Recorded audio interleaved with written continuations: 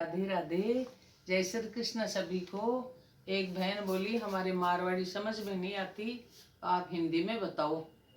तो आप सबसे पहले तो मैं आपको बोलती हूँ कि मेरा वीडियो देख के जो मेरी नई बहनाएं सब्सक्राइब करो और शेयर करो सबको, कि अपनी संस्कृति हर जगह जाए। और अगर पसंद आए तो सब बहनें लाइक करो। तो मैं आपको संक्रांति के नेक चार बताती हूँ।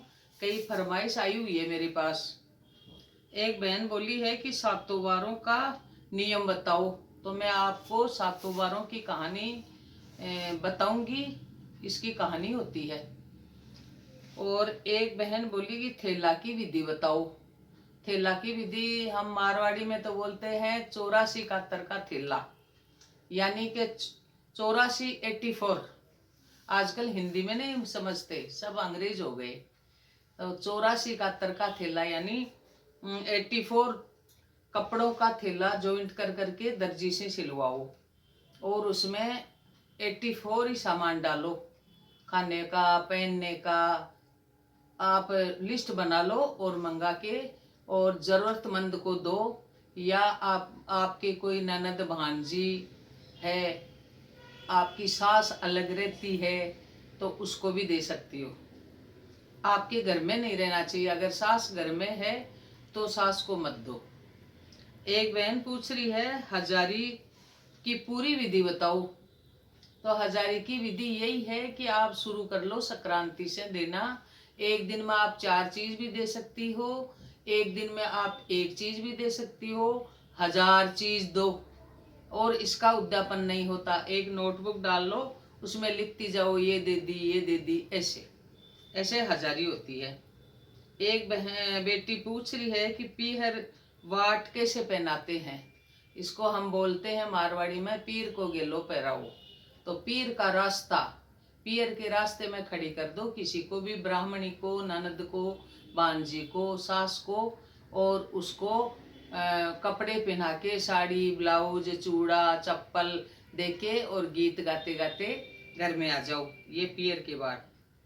एक बेटी पूछ रही है गांठ पाठ एक ही दिन में सींच कर दे सकते हैं क्या। बिल्कुल दे सकते हैं बेटा। आजकल शादी होते ही पियर में भी नहीं रहती बेटी और ससुराल में भी नहीं रहती, तो वो घाट पाट कैसे करेगी। घूमने जाते हैं कहीं विदेश, तो आप एक ही दिन में घाट पाट सींच के और सास की साड़ी, ब्लाउज और चूड़ा और सारी सुहाग की चीज और ऊपर रुपए रख दो और सास के पांव छू के, और वो सास के ही होते हैं, सारी सुहाग की चीजें रखो।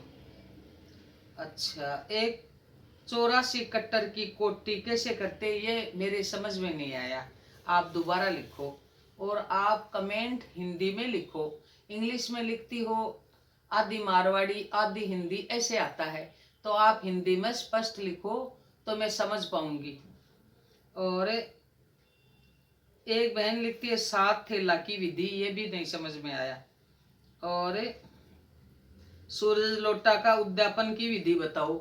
सूरज लोटा की उद्यापन की विधि है, आप संक्रांति से सूरज भगवान के कलशी लगो, उसमें थोड़ी चावल और रोली डाल दो, डाल के और सूरज भगवान का अर्घ दो।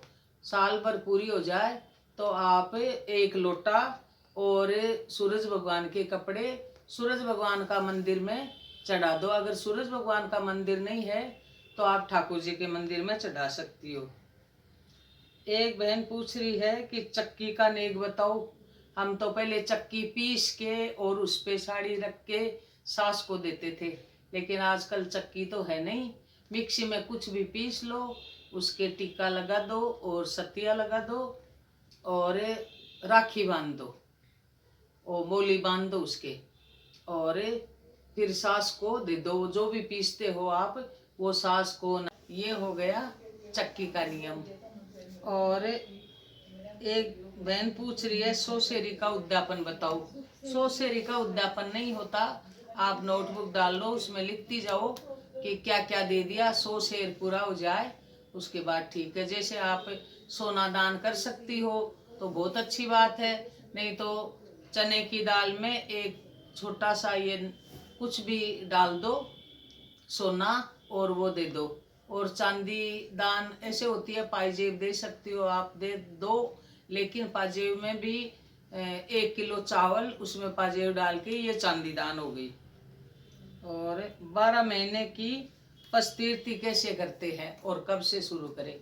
12 महीने की पस्तीर्थी कार्तिक मास से शुरू होती है, एकादशी से पस्तीर्थी शुरू करो और पूर्णिमा को पूरी हो जाती है। उसके बाद में आप 12 महीना पस्तीर्थी करो और जोड़ा जिमाओ। ये पस्तीर्थी की विधि है। और आप कमेंट बॉक्स में लिखो, मेरे को जितना आएगा मैं आप सबको बताऊंगी।